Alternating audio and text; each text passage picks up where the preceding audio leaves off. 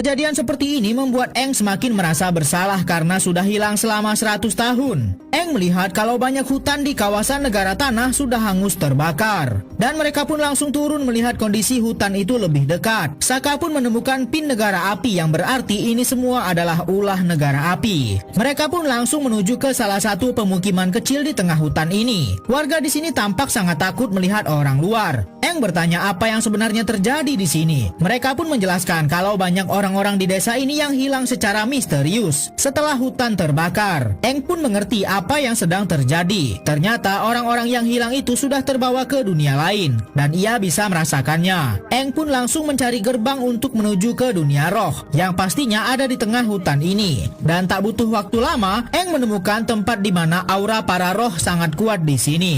Sebagai seorang avatar yang bisa masuk ke dunia roh, Aang pun mencoba bertapa dan berusaha masuk ke dunia roh di hutan ini. Namun Katara dan Sokka malah mengganggu konsentrasinya. Setelah cukup lama bertapa, akhirnya Aang berhasil masuk ke dalam dunia roh. Namun anehnya Katara dan Sokka juga ikut terbawa ke dalam sana. Aang berkata gerbang dunia roh di sini terlalu kuat sehingga mereka pun bisa ikut terbawa. Selagi avatar dan teman-temannya kini sedang berada di dunia roh, Zuko dan armada lautnya masih terus melanjutkan perjalanan untuk mencari avatar. Dan salah satu awak mendapat informasi ada seorang pengendali air terlihat di salah satu desa dekat sini. Dan Zuko tahu kalau itu adalah Katara. Akhirnya Zuko dan pamannya pun langsung mendatangi desa kecil di tengah hutan ini. Tampak semua orang sangat benci melihat mereka. Bahkan walaupun Zuko sudah memberikan uang pelicin, tetap saja tidak mendapat informasi apa-apa. Avatar sangat kaget sekali melihat ada roh burung hantu raksasa di depan mereka. Roh tersebut mengatakan kalau dunia roh sangat berbahaya untuk Sokka dan Katara. Namun hanya Aang yang bisa mengerti perkataan roh ini. Katara dan Sokka penasaran dengan apa yang dikatakan oleh roh tadi. Namun Aang tidak mau memberitahukan yang sebenarnya. Sampailah mereka melanjutkan perjalanan dan Sokka melihat jejak kaki hewan. Namun yang lain tak melihatnya. Situasi semakin aneh di dunia roh ini. Dan kini mereka disambut oleh sesosok monster yang sangat mengerikan.